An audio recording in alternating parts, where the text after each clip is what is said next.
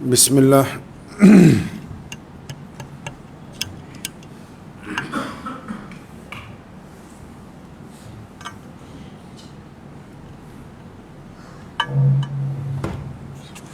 اگر وصل کرے گا تو دھیان رکھیے۔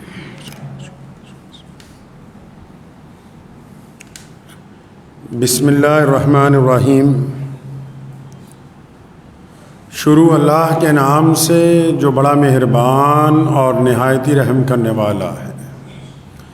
تمام حضرات درود شریف پڑھیں۔ اللہم صلی علی محمد وعلی آل محمد کما صلیت علی ابراہیم وعلی آل ابراہیم انکا حمید مجید۔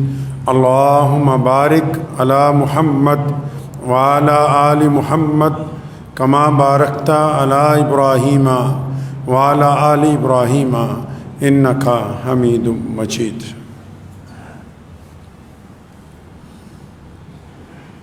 اللہ کے پیارے نبی حضرت محمد رسول اللہ صلی اللہ تعالیٰ علیہ وسلم کی ذات گرامی نے دنیا کے تمام انسانوں کی رہنمائی فرمائی ہے۔ وقت کے مطابق، حالات کے مطابق، تبدیلیوں کے مطابق اقوام کو کس طریقے سے زندگی گزارنی چاہیے، اس کی مکمل رہنمائی پیارے رسول صلی اللہ علیہ وسلم نے فرمائی۔ قرآن پاک میں بھی اور احادیث مبارکہ میں انسانوں کی عادات کے اوپر جو عام عادتیں ہیں انسانوں کی، اس پر اللہ تبارک و تعالیٰ نے گفتگو کی ہے، اور نبی علیہ الصلوۃ والسلام نے بھی ان باتوں کو بیان فرمایا جو عام انسانوں کے دل و دماغ میں ہوتی ہیں۔ دین کا نام صرف نماز پڑھنا، روزہ رکھنا، حج کرنا، زکوٰۃ دینا، داڑھی رکھ لینا نہیں ہے۔ یہ تو دین کی ضروریات ہیں۔ ضرورتوں میں اور مقصد میں زمین آسمان کا فرق ہوتا ہے۔ قرآن پاک میں 26ویں پارے میں اللہ تبارک و تعالیٰ نے انسانوں کی کچھ عادتیں بیان کیں اور پھر نصیحت بھی فرمائی۔ نبی علیہ الصلوۃ والسلام نے بھی بارہا اس کی طرف متوجہ کیا۔ آپ نے دیکھا ہوگا کہ آج کل یا عام لوگ جو ہیں، اکثر لوگوں کے ساتھ ایسا ہوتا ہے کہ جب آپ رات کو سوتے ہیں تو صبح کو جب اٹھیں تو ہونا تو یہ چاہیے کہ آپ بڑے فریش موڈ میں اٹھیں۔ جب بندہ رات کو سوتا ہے، رات کیوں بنائی؟ آرام کرنے کے لیے، اطمینان کے لیے، سکون کے لیے، جسم کی توانائی کو ریسٹور ہونے کے لیے۔ لیکن اب کیا ہو رہا ہے؟ رات کو جب بندہ سوتا ہے تو جب صبح اٹھتا ہے ایسا لگتا ہے اور زیادہ تھکا ہوا ہے، پہلے سے زیادہ پریشان ہے۔ میری اتنی تھکاوٹ تو دن میں نہیں ہوئی جو اب صبح اٹھتے وقت ہو رہی ہے۔ کیوں؟ اب کیونکہ اعضاء جو ہیں، ہاتھ پیر جسم جو ہے وہ تو رات کو سو گیا، لیکن انسان کا جو دماغ ہے وہ ساری رات چلتا رہا۔ اب جب دماغ ساری رات چلتا رہا تو اس نے تمام اعضاء کو آرام نہیں کرنے دیا، ان کو ٹکنے نہیں دیا اطمینان سے۔ اب وہ ساری رات اس انداز سے چلتا رہا کہ طرح طرح کے خواب آتے رہے، طرح طرح کے خیالات آتے رہے۔ تبھی تو بعض اوقات آپ دیکھتے ہیں جب ایک جھپکی آتی ہے 24 گھنٹے میں ایک مرتبہ، کئی مہینوں میں کسی کو یہ نصیب ہوتی ہے، جب اس کو 1-2 منٹ کی 10 منٹ کی نیند کے بعد ایسا لگتا ہے کہ میں بہت دیر سویا اور صبح ہو گئی۔ یہ وہ وقت ہوتا ہے جب دماغ، دل، تمام اعضاء جسم کے ایک ساتھ آرام کرتے ہیں۔ اور جو اللہ والے ہوتے ہیں، اللہ کے ولی ہوتے ہیں، اللہ کے محبوب بندے ہوتے ہیں، اللہ کے خوددار بندے ہوتے ہیں، اللہ کے ایماندار بندے ہوتے ہیں، وہ تو ایسی نیند روزانہ لیتے ہیں جن کو اللہ سے پیار ہے، رسول اللہ صلی اللہ علیہ وسلم کی اطاعت کرتے ہیں جو لوگ، وہ ایسی نیند روزانہ لیتے ہیں. وہ انتظار نہیں کرتے کہ 6 مہینے بعد وہ جھپکی آئے گی آرام کی، نہیں، وہ روزانہ ایسی نیند کا لطف اٹھاتے ہیں. کیوں؟ ان کو ٹینشن نہیں ہے. اور یہ جن کو نیند نہیں آتی، ان کو سکون والی زندگی کیوں نہیں؟ کیونکہ ان کی امیدیں بڑی لمبی ہیں، خواہشات بہت ہیں، بدگمانیاں بہت ہیں، دوسروں کے لیے دل میں حسد بہت ہے، برائیاں بہت ہیں. اللہ تعالیٰ نے قرآن پاک میں فرمایا نا کہ بدگمانی سے بچو. فرمایا کیوں؟ تاکہ بہت ساری بدگمانیاں گناہ ہوتی ہیں، تم غلط اندازے لگاتے ہو، اپنے پاس سے سوال بناتے ہو، اپنے پاس سے ان کے جواب تیار کرتے ہو، اپنے پاس سے اپنے بھائی کے لیے برائیاں تیار کرتے ہو، اپنے پاس سے سب کچھ کرتے ہو. پھر یہ ایسا ہے جیسے تم جہنم کے راستے پر چل پڑے ہو. خود پیارے نبی حضرت محمد رسول اللہ کہیے صلی اللہ زور سے صلی اللہ علیہ وسلم. خود نبی علیہ السلام نے فرمایا بدگمانی کفر ہے. بدگمانی کفر ہے. کفر مطلب جھوٹ ہے. تم کیوں اپنے آپ کو بدگمان کر رہے ہو بھائی؟ جو لوگ اللہ والوں کو جانتے ہیں، جنہوں نے اولیاء اللہ سے محبت کی ہے، انہوں نے شاید حضرت بشر حافی رحمۃ اللہ علیہ کا نام سنا ہوگا. بغداد کے ایک بہت بڑے ولی گزرے حضرت بشر حافی رحمۃ اللہ علیہ. پرانے دور میں آپ بشر حافی کی عظمت کو اس حساب سے سمجھ لیجئے، پرانے دور میں کاریں، موٹر سائیکل، اسکوٹر نہیں ہوتے تھے. ان سڑکوں پر اونٹ، بیل، گھوڑے، گاڑیاں چلتی تھیں.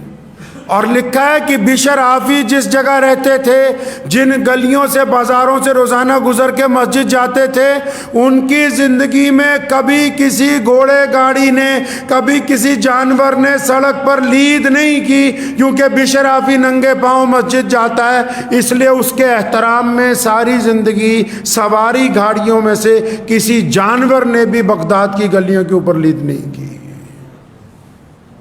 اتنے بڑے اللہ کے ولی تھے. سارا بغداد کہتا تھا جی آپ اللہ کے ولی. لیکن ایک کاروباری تھا، بیوپاری تھا. بندے کو جب کچھ مل جاتا ہے نا جی، کسی کو تھوڑا سا علم مل جائے وہ کہتا باقی جاہل ہیں. کسی کے پاس زیادہ دولت آ جاتی کہتا باقی تو قریب ہیں. کوئی کسی عہدے پہ بیٹھ جائے وہ کہتا نہیں باقیوں کے اوپر تو میں حاکم لگ گیا ہوں. کسی کو تھوڑا سا حسن زیادہ مل جائے، نہیں باقی تو بدصورت ہیں، ساری تو دنیا مجھے ہی دیکھ رہی ہے. اللہ جب کسی کو کچھ دیتا ہے تو کئیوں کا دماغ میں فتور آ جاتا ہے، گمان غلط ہو جاتا ہے. تو ایک کاروباری تھا، تو وہ کہتا جی میں تو بشر حافی کو اللہ کا ولی نہیں مانتا. بھائی کیوں نہیں مانتے؟ کہ جمعے والے دن نماز کے بعد سنت مسجد میں نہیں پڑھتے، سنت نہیں پڑھتے مسجد میں. تو چلو کوئی بات نہیں جی، نہ مانو. تو بیپاری خود کہتا میں تو اتنا حسد میں آیا، اتنا ناراضگی میں آیا، تو میں نے سوچا یہ بشر حافی کرتا کیا ہے جمعے کے بعد، یہ لوگوں کو بتاؤں گا.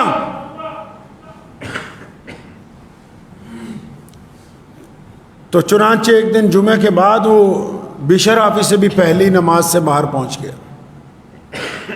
تو دیکھا بشر حافی، لوگ سنتیں پڑھنے لگے. حضرت بشر حافی رحمۃ اللہ علیہ مسجد سے باہر نکلے تو فوراً چلتے ہوئے نان بائی کی دکان پر پہنچے جہاں اچھی روٹیاں ملتی ہیں. تو وہ کہنے لگا کاروباری کہ میں نے دل میں کہا ہو تو یہ اللہ والے کو بھوک ستاتی ہے، اسی لیے نماز پڑھتے ہی پہلے کھانے کا پربند کرنے جاتا ہے. تو کہتا ہے نان والے کی دکان سے نان لیا اور گوشت لیا، ایک ڈبے میں ڈلوایا برتن میں. تو کہنے لگا میرے دل میں نعوذ باللہ بدگمانی اور بڑی. میں نے کہا دیکھو ہے یہ اللہ والا، سفید داڑھی ہے، کیسے مزے کے کھانے لے رہا ہے، سنتیں نہیں پڑھی اس نے.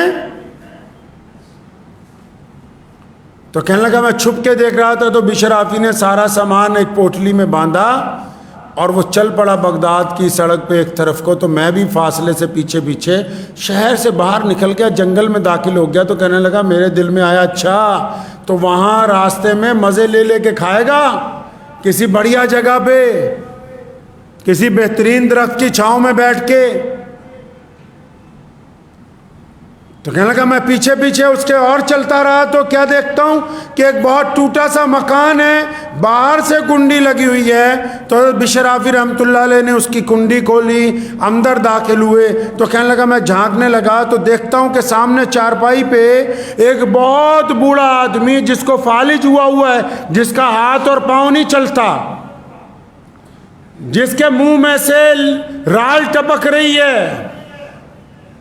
تو بشر آفی نے کھانا رکھا, اپنی دستار اتاری, پانی میں بھگو کے نچوڑی, اس سے اس کا منہ صاف کیا, ہاتھ صاف کیے اور اس کو تکیہ لگا کے بٹھایا. کھانا کھولا, لقمہ بالکل اچھی طرح ہاتھ سے نرم کر کے اور اس کے منہ میں ڈالا. اور پھر بشر آفی نے کہا کہ میرے بھائی, میرے عزیز, مجھے آج معاف کر دینا, جمعہ تھا اس لیے تمہارا کھانا 1 گھنٹہ لیٹ ہو گیا.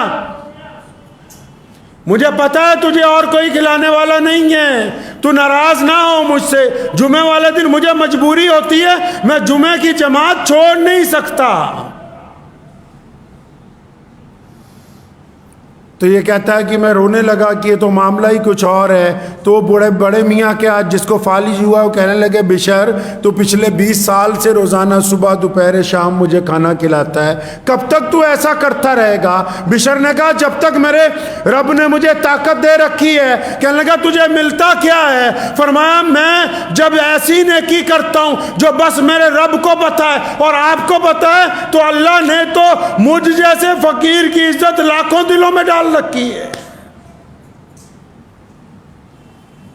کچھ نیکیاں تو ایسی ہونی چاہیے کہ جن کا تعلق اللہ اور بندے کے درمیان ہو. یہ کون سی نیکی ہے کہ ہم کسی کا کام کرنا چاہتے ہیں, پھر یہ چاہتے ہیں کہ دنیا کو پتہ لگ جائے, پھر یہ چاہتے ہیں کہ وہ فیس بک پہ جائے, پھر ہر ایک 10 منٹ بعد کھول کے دیکھتے ہیں کتنے لائک ملے, پھر تھوڑی دیر بعد دیکھتے ہیں کسی نے کچھ تعریف کے کلمے لکھے کہیں نہیں لکھے. یہ ساری کی ساری ٹینشنیں بس اس بات نہیں پال رکھی ہیں کہ ہم جو نہیں ہیں وہ بننا چاہتے ہیں اور جو ہیں اس کو ہم قبول نہیں کرتے. ہم جو نہیں ہیں وہ بننا چاہتے ہیں. اللہ نے ہمیں جس حیثیت میں رکھا ہے نا, اللہ تعالیٰ نے بڑا بہتر رکھا ہے. جاؤ تو صحیح, ہسپتال بھرے پڑے, لاکھوں لوگ ہیں, علاج ہو رہا ہے, شفا نہیں مل رہی, اور ایسے گھروں میں جاؤ لاکھوں لوگ بستر پہ پڑے ہوئے روزانہ کہتے ہیں کہ یا اللہ موت دے دے, موت نہیں آ رہی. لاکھوں لوگ ہیں جن کے پاس برتن نہیں ہیں کھانے کے لیے, صرف چند کپڑے چیتڑے کے لپٹے ہوئے ہیں. جاؤ ان لوگوں کو جا کر کیوں نہیں دیکھتے جو رات کو بنا آشیانے کے سڑکوں کے کنارے سوتے ہیں؟ ان لوگوں کو کیوں نہیں دیکھتے جن کی زندگی پاگل خانوں میں گزر رہی, جو جیلوں کے اندر بند بیٹھے ہیں؟ اب بھی تمہیں پتا نہیں کہ اللہ نے تمہیں لاکھوں انسانوں سے بہتر زندگی عطا کی ہے. پھر بھی جہاں ہیں وہ قبول نہیں ہے, نعوذ باللہ. جہاں ہیں وہ نہیں قبول. ہمیں تو پردھان جی کے نام سے پکارا جانا چاہیے, ہمیں تو بہت بڑے عالم کے نام سے پکارا جانا چاہیے, ہمیں تو فلاں ڈگری کے حساب سے اللہ نے جس مقام پہ رکھا کوئی شکر کی بات ہی نہیں. محمد رسول اللہ نے دین دیا صبر والا, شکر والا, الحمدللہ والا, کہ ہر حال میں اللہ کا شکر ادا کریں. اور اللہ نے جن کو رکھا ہی بہتر حال میں ہو وہ اللہ کا شکر نہ ادا کریں اور بدگمانیاں پالتے رہیں. پھر پالیے بدگمانیاں, جتنی بدگمانیاں ہوگی اتنی ٹینشن ہوگی, جتنی ٹینشن ہوگی اتنی نیند کم ہوگی, جتنی نیند کم ہوگی اتنی بیماریاں ہوگی, اور جتنی بیماریاں ہوگی اتنی جلدی قبر کے گڈھے میں چلے جاؤ گے, اتنی جلدی چلے جاؤ گے. کسی نے کیا لینا ہے؟ کیا ہو جی, کیا ہو, کیا پتہ لگے, کون سے بڑے ترم خاں جو 24 گھنٹے یہ فطور ہے کہ میں یہ ہوں, میں وہ ہوں, مجھے یوں پکارا جانا چاہیے, مجھے ایسے میرا پروٹوکول ہونا چاہیے. ہم ہیں کیا؟ امیر المومنین سیدنا عمر بن خطاب رضی اللہ تعالی عنہ ایک دن دوپہر کے وقت، مسلمانوں کے بادشاہ ہیں، خلیفہ ہیں، اور کسی مسجد کے، ایک مسجد کے پردھان نہیں ہیں، کسی ایک آدھے محلے کے کونسلر نہیں ہیں، کسی ایک آدھے حلقے کے وہ ایم ایل اے نہیں بنے، کسی ایک آدھی ریاست کے وزیر اعلیٰ نہیں بنے، ایک آدھے ملک کے سربراہ نہیں بنے، ایک وقت میں 65 لاکھ مربع میل کا حکمران، جس کی سلطنت میں درجنوں ملک ہیں، جس کے قلم سے روزانہ لوگوں کو گورنریاں عطا ہوتی ہیں۔ حالت یہ ہے کہ ایک دن دوپہر کو اچانک گرمی کی شدت میں میٹنگ بلا لی، کیبنٹ کی میٹنگ بلا لی مسجد نبی صلی اللہ علیہ وسلم میں۔ جو صحابہ قریب کے تھے، کیبنٹ کے اندر تھے، سارے کے سارے بلا لیے۔ اب جتنے صحابہ ہیں سارے آ گئے، ابو ہریرہ رضی اللہ تعالیٰ عنہ بھی آ گئے، عبداللہ ابن زبیر رضی اللہ تعالیٰ عنہ وہاں موجود ہیں، ابو عبیدہ بن جراح رضی اللہ تعالیٰ عنہ موجود ہیں، اور یہ تو ہیں ہی سیدنا حضرت عثمان بن عفان اور مولا علی رضی اللہ تعالیٰ عنہ رضی اللہ تعالیٰ اجمعین موجود ہیں۔ سارے کے سارے آ گئے۔ بھائی اچانک دوپہر کو کیا بات ہو گئی؟ کسی نئے ملک پہ کوئی حملہ ہو گیا، کسی وزیر کو اتارنا ہے، کسی گورنر کو نیا لگانا ہے، ہوا کیا؟ کہیں کوئی سیلاب آ گیا، کسی ملک میں کوئی طوفان آ گیا، بات کیا ہو گئی بھی اتنی دوپہر کو بنا نماز کے وقت کے دوپہر کو اعلان کر گیا میٹنگ ہے جی آ جاؤ مسجد میں۔ اب جب سب اکٹھے ہو گئے تو مسلمانوں کے امیر المومنین کھڑے ہوئے، کیا فرمایا؟ فرمانے لگے کہ رسول اللہ صلی اللہ علیہ وسلم کے صحابہ، اے مجھے مشورہ دینے والے لوگوں، میرے بھائیوں، میں تمہیں اس لیے آج دوپہر کو بلایا ہے کہ جب میں چھوٹا تھا 10-12 سال کا، ہمارے گھر میں اتنا اناج نہیں ہوتا تھا، تو میری ماں مجھے میری موسی کے گھر بھیجتی تھی۔ قحط کے دنوں میں، جن دنوں میں فصل نہیں ہوتی تھی، تو ان کا گاؤں مکے سے دور تھا، تو مجھے وہاں چھوڑ آتے تھے۔ تو میرا جو ماسڑ تھا نا، وہ مجھے دیکھ کے کہتا تھا اچھا آ گئے ہیں بھوکے، لگتا کھانا ختم ہو گیا ان کے گھر میں۔ فرمایا وہ مجھے میری موسی کو کہتا تھا ٹھیک ہے اس کو اونٹ چرانے لگاؤ، اور شام کو جب میں اونٹ چرا کے آتا تھا، چرانے جاتا تھا چراگاہ میں، تو مجھے ایک مٹھی کھجوریں یا کبھی ایک مٹھی بادام یا کوئی ایک چیز روزانہ ملتی تھی کھانے کے لیے۔ اب یہ بات جب صحابہ کو بتائی نا، تو جو برابر کے لوگ تھے، جن کا وقتی ساتھ میں گزرا، بچپن بھی، جوانی بھی، بڑھاپا بھی، وہ کئیوں نے ہنس کے کہا عمر یہ بات بتانے کے لیے آپ نے اتنی دوپہر کو مجھے بلایا، یہ قصہ سنانے کے لیے ہمیں بلایا؟ ہمیں پتہ نہیں ہے، ہم جانتے نہیں کیا تمہارے خالق کو، یا ہم تمہیں نہیں جانتے، ہمیں سب پتہ ہے، یہ کیا بات ہے تم بتا رہے ہو دوپہر کو؟ اور فرمایا نہیں نہیں، میں تو تمہیں یہ یاد دلا رہا تھا کہ میرے ابو نے ایک دن مجھے کہا کہ اے خطاب کے بیٹے ان اونٹوں کو لائن میں لگاؤ، منڈی کا وقت ہے، لوگ آئیں گے۔ تو میں نے ایک اونٹ کھڑا کیا، دوسرا کھڑا کیا، جب تیسرا کھڑا کیا تو پہلا ہل گیا، پہلے کو لائن میں لگایا، چوتھے کو کھڑا کیا تو دوسرا نکل گیا، دوسرے کو لائن میں نکالا، اس کو پکڑ کے لایا، پانچواں نکل گیا۔ میرا باپ مجھے بہت دیر دیکھتا رہا، آگے اس نے ایک چپت لگائی، کہنے لگا تجھ سے 5 اونٹ لائن میں نہیں کھڑے ہوتے۔ صحابہ نے کہا اے امیر المومنین یہ آپ کیسی باتیں دوپہر کے وقت کر رہے ہیں؟ فرمایا یہ باتیں مجھے اس لیے یاد ہو گئی، میں نے تم سب کو اس لیے بلایا، میں آج دوپہر کو گھر جا رہا تھا کھانا کھانے کے لیے نماز کے بعد، تو راستے میں ایک چوراہے پر کچھ لوگ ملے، ان میں غیر ملکی بھی تھے، کچھ ایران سے آئے ہوئے لوگ تھے، کچھ عمان سے آئے ہوئے لوگ تھے۔ تو ان لوگوں نے مجھے دیکھ کے کہا یہ امیر المومنین ہے نا، یہ عمر فاروق ہے نا، اس کا جاہ و جلال اتنا ہے، اس کی طاقت اتنی ہے، اس کی شکل ایسی ہے، اس کا کردار ایسا ہے، ارے صرف اس کے نام میں اتنی طاقت ہے کہ اگر کسی نئے ملک میں کسی قلعے کو فتح کرنا ہو، اتنا چٹھی پر لکھ کر بھیج دو کہ عمر فاروق چاہتا ہے کہ یہ قلعہ دشمن خالی کر دیں، تو اس کی تو فوج کو بھی جانے کی ضرورت نہیں پڑتی، وہ قلعہ خالی ہو جاتا ہے۔ اتنی ہیبت ہے ان کے نام کی کہ ان کے نام کی وجہ سے چوریاں نہیں ہوتی، ان کے نام کی وجہ سے ایک عورت اگر پیدل چلتی ہے تو اس کا زیور کوئی نہیں چھین سکتا۔ فرمایا جب میں نے یہ بات سنی نا تو میرے دل میں آیا، عمر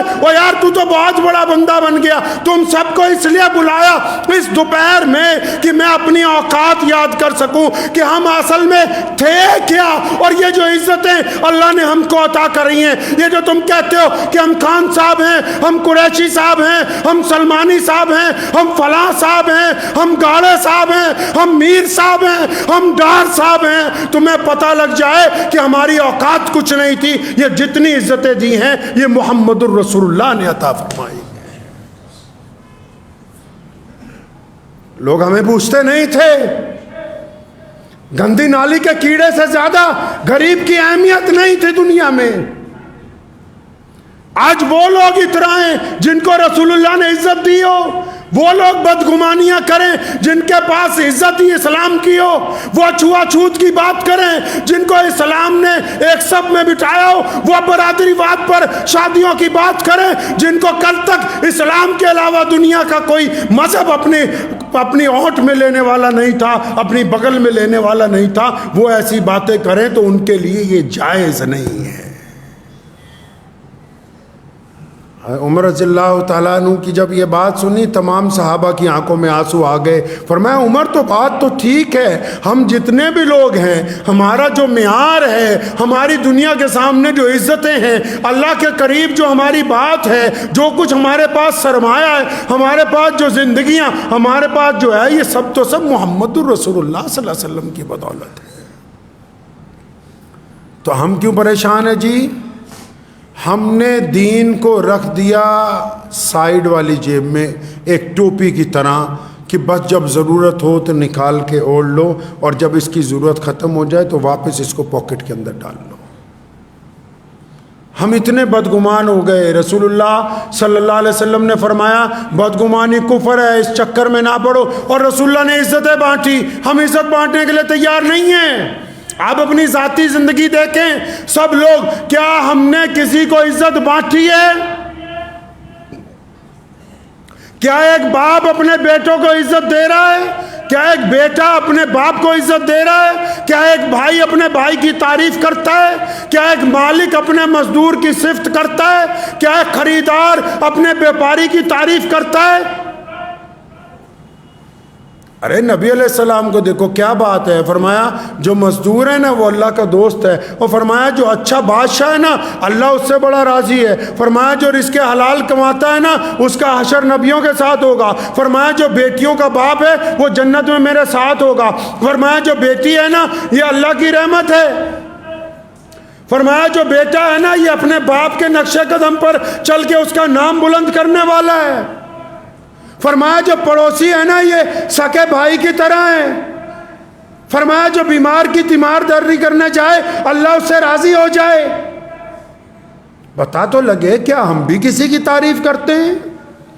کیا ہم نے بھی کبھی کہا کسی کو بیٹھ کے کہ ہم اپنی ماں سے بڑے راضی ہیں، ہم اپنے باپ سے بڑے راضی ہیں؟ کیا ہم نے سوائے شکووں کے، سوائے تنقید کے ایک مکھی کا کردار ادا کر رہے ہیں؟ 90% لوگ پورے جسم کو چھوڑ کے جہاں زخم ہے بس اسی پر بیٹھ رہے ہیں، علماء کی برائی، اپنے لیڈران کی برائی، اپنے افسران کی برائی، اپنے بھائیوں کی برائی، اپنے پڑوسیوں کی برائی، اپنی بیوی کی برائی، اپنے بچوں کی برائی۔ کوئی تو ہو جس کے ساتھ تم وفادار ہو، جس کو کہو کہ میں تیرا ہوں تو میرا، ایسا کوئی بھی نہیں۔ جھانکے تو صحیح میاں صاحب کبھی اس گریبان میں، ہم کھڑے کہاں ہیں؟ اللہ تبارک و تعالیٰ نے جج نہیں لگا دیا۔ کئی لوگ بیٹھتے ہیں، میں سنتا ہوں اکثر کہ جی فلاں مسلک والے، فلاں مسلک والے۔ اللہ کے بندے اس مسلک کو چھوڑو۔ مجھے بات یاد آ گئی، حضرت مولانا مفتی عبد الوحید صاحب بٹھنڈی جموں کے بہت بڑے عالم دین گزرے ہیں، اللہ تعالیٰ ان کے درجات کو بلند فرمائے، اللہ تبارک و تعالیٰ ان کو جنت میں اعلیٰ مقام عطا فرمائے۔ انہوں نے اپنی مادری زبان میں قرآن پاک کی تفسیر لکھی ہے، مادری زبان میں۔ تو فرماتے ہیں کہ ایک دن ایک صاحب میرے پاس آ گئے، کہنے لگے حضرت مفتی صاحب میں آپ سے یہ پوچھنے آیا تھا کہ اگر کسی کو مسلمان بنانا ہو تو مجھے کیا کرنا پڑے گا؟ کسی کو مسلمان کرنا ہو تو کیا کرنا پڑے گا؟ تو مفتی فیض الوحیدی صاحب رحمۃ اللہ علیہ نے فرمانے لگے کہ بھائی اگر کسی کو مسلمان کرنا ہو تو اس کے لیے پہلے خود مسلمان ہونا پڑے گا، پہلے خود مسلمان ہونا پڑے گا۔ کہنے لگا نہیں حضرت، جیسے میں ہوں، آپ مجھے دیکھیں نا، جیسے میں ہوں، میں نے کسی کو اگر کلمہ پڑھوا، فرمایا تیری تو بات کر رہا ہوں، تیری بات کر رہا ہوں، مجھے یہ تو بتا فجر کی نماز پڑھی؟ فرمایا حضرت وہ تو میں پڑھی نہیں جاتی۔ تو فرمایا رسول اللہ تو کہتے ہیں جس نے جان بوجھ کے نماز چھوڑ دی وہ اسلام سے باہر ہے۔ اور 11ویں والے پیر شیخ عبد القادر جیلانی بغدادی رحمۃ اللہ علیہ فرماتے ہیں کہ جس نے جان بوجھ کر نمازیں قضا کی، جس نے جان بوجھ کر 3 جمعے کی نمازیں چھوڑ دی، فرمایا اس کا نکاح ٹوٹ گیا، اولاد حرام کی ہے۔ پڑھیے 11ویں والے پیر کے جتنے عاشق ہیں ان کو جا کے پہلے، اور فرمایا ایسا بندہ مر جائے تو اس کو مسلمانوں کے قبرستان میں دفنانا جائز نہیں ہے۔ تو مفتی فیض الوحیدی صاحب نے فرمایا کہ پہلے خود مسلمان ہونا پڑے گا۔ حضرت جیسے میں، فرمایا فجر کی نماز پڑھی نہیں، ظہر پڑھتے ہو نہیں، کس بات کی دعویٰ ہے کہ ہم بہترین مسلمان ہیں؟ بہترین مسلمان ہونے کے لیے رسول اللہ کا کہنا ماننا ہوگا، اور رسول اللہ کا کہنا سب سے پہلے یہ ہے کہ نماز میری آنکھوں کی ٹھنڈک ہے، تاکہ رسول اللہ چاہتے ہیں کہ نماز آپ کو بدگمانی سے بچا دے، نماز آپ کے خیالات کو اچھا کر دے، نماز آپ کے کردار کو اچھا کر دے، نماز آپ کے لب و لہجوں کو اچھا کر دے۔ تو جتنے بھی لوگ چاہتے ہیں نا بھی ٹینشن سے بچنا ہے، جتنے لوگ چاہتے ہیں کہ رات کو آرام سے سونا ہے، جتنے لوگ چاہتے ہیں کہ ہمارے دل میں جو روگ ہیں وہ دور ہو جائیں، تو بدگمانی دور کرنے کا بہترین طریقہ اللہ تعالیٰ کی حضور سجدہ ہے، اپنے دل کو پاک کرنا اور دوسروں کی تعریف کی ہمت کرنا۔ اسلام نے کہا کہ اگر آپ کسی کی تعریف نہیں کر سکتے تو اس کی برائی بھی مت کیجیے۔ کئیوں میں ہمت نہیں نہ ہوتی تعریف کرنے کی، کہتے نہیں ہم نے تو قسم کھا رکھی ہے اس کی برائی کرنی ہے۔ تو اگر آپ ایسی برائی کر رہے ہیں جو اس بندے میں ہے نہیں، اس بندے میں ہے نہیں۔ نبی علیہ الصلوۃ والسلام کے لیے جب اس بادشاہ نے کہا کہ نبی علیہ السلام کے کسی رشتہ دار کو بلاؤ، رشتہ دار سے پوچھیں گے کہ یہ کیسے ہیں، تو ابو سفیان اس دور میں مسلمان نہیں ہوئے تھے رضی اللہ تعالیٰ عنہ، وہ اس بادشاہ کے قریب تھے، پہنچے تو بادشاہ نے کہا رشتہ دار بلاؤ، رشتہ دار بلائے گا، بتائے گا کہ یہ کیسے ہیں، ان کا کردار کیسا ہے، رہن سہن کیسا ہے۔ رشتہ داروں کو اصلیت پتہ ہوتی ہے، اور رشتہ دار سارے تو اچھے نہیں نہ ہوتے۔ لیکن سنو حضرت ابو سفیان نے کیا کیا، فرمایا میں تو رسول اللہ کے ساتھ نہیں تھا، ایمان نہیں لایا تھا، اس نے مجھے رسول اللہ کے بارے میں بہت سارے سوالات کیے، فرمایا بڑی کوشش کے باوجود کوئی ایسی بات ہی نہیں ملی جو نعوذ باللہ ہم کہتے ہیں کہ رسول اللہ صلی اللہ علیہ وسلم کے اندر یہ بات ہے۔ کوئی بات ہوتی تو بتاتے، کوئی ہوگی تو بتائیں گے۔ آج کل تو اچھا کام شروع ہو گیا نا، رشتہ داروں نے بھی، یاروں دوستوں نے بھی نماز اپنی پڑھتے ہیں، کھاتے میں دوسرے کی لکھوا رہے، صدقہ خود دے رہے ہیں، کھاتے میں دوسرے کی لکھوا رہے۔ آپ کہیں گے یہ کیسے ہو سکتا ہے، نماز اپنی پڑھتے ہیں، کھاتے میں دوسرے کے لکھواتے ہیں۔ بھائی اب جس کی برائی کرو گے، جس پہ الزام لگاؤ گے، اس میں وہ برائی نہیں ہے تو یہ تمہاری نمازوں کا اجر تو اسی کے کھاتے میں لکھا جائے گا نا جی، یہ آپ کی نیکیوں کا ثواب تو اسی کو ملنے والا ہے نا، آپ تو پھر کنگلے کے کنگلے ہی۔ تو اس لیے کوشش کریں کہ پیارے نبی حضرت محمد رسول اللہ صلی اللہ علیہ وسلم چاہتے ہیں کہ خوبصورت معاشرہ بنے۔ کیسا جی؟ کیسا معاشرہ بنے؟ خوبصورت، اگر میں اس بات کو آگے لے چلوں تو بہت لمبی گفتگو چاہیے، اور یہ گفتگو جا کے سیدھی پارلیمنٹ پر ختم ہوگی کہ کس طرح آپ اس عادت کو اپنا کے عزت دارانہ طریقے سے اقتدار میں حصے دار بن سکتے ہیں۔ آپ اس بیماری کو چھوٹی بیماری نہ سمجھیے۔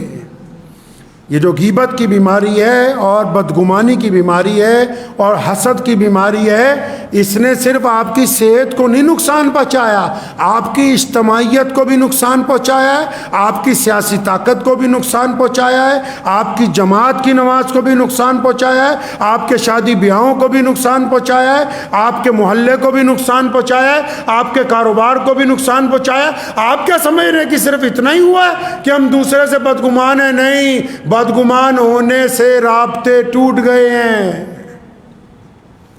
بدگمان ہونے سے رابطے ٹوٹ گئے ہیں، بدگمان ہونے سے طاقت بکھر گئی ہے، بدگمان ہونے سے رشتے میں کھٹاس آ گئی ہے، بدگمان ہونے سے ہوا اکھڑ گئی ہے، اب ہمیں کوئی پوچھتا نہیں ہے۔ آپ کیا سمجھتے کہ بہت چھوٹی بیماری ہے؟ نہیں نہیں نہیں، کہتے ہیں نا، گفتگو کو ختم کرتا ہوں، وقت ہو گیا، کہتے ہیں کہ تمام بیماریوں کی جڑ کیا ہے جی؟ قبض ہے پیٹ میں۔ اگر یہ ٹھیک نہ ہونا تو پہلے پھیپھڑوں کو خراب کرتی ہے، پھر گردے کو خراب کرتی ہے، پھر دل کی بیماری لگاتی ہے، پھر کینسر کی بیماری لگاتی ہے، پھر گٹھیے کی بیماری لگاتی ہے۔ اور وہ بندہ کیا سمجھتا ہے کہ نہیں صرف قبض ہی، ارے نہیں، یہ جو بیماری کی ابتدا ہے یہ تمام بیماریوں کی جڑ ہے۔ اسی طرح جو بدگمانی ہے، اسی طرح جو حسد ہے، اسی طرح دوسروں کے دلوں میں جو آپ اپنے دل میں نفرت رکھتے ہیں، آپ یہ نہ سمجھیں کہ ایک چھوٹی سی بیماری ہے، اس نے آپ کے کاروبار کو محدود کیا ہے، اس نے آپ کے رشتوں کو محدود کیا ہے، اس نے آپ کی سیاسی طاقت کو محدود کیا ہے، اس نے آپ کی انفرادی طاقت کو بخیر دیا ہے۔ اس لیے ہمیشہ یاد رکھیں، جتنی زیادہ بدگمانی کو دل میں سے ختم کریں گے، اللہ اتنی عزت عطا فرمائیں گے، اللہ اتنی طاقت عطا فرمائیں گے، اتنے وسائل عطا فرمائیں گے، اور دل کو سکون پہنچ جائے گا۔ اس کے بعد جب آپ سجدہ کریں گے تو آپ کا سجدہ اللہ تعالیٰ کے ہاں قبول ہو جائے گا انشاءاللہ تعالیٰ۔ دعا کیجیے اللہ اس پہ، اور مجھے، آپ کو اور مجھے سب کو اس پہ عمل کی توفیق عطا فرمائے۔ وآخر دعوانا ان الحمد للہ رب العالمین۔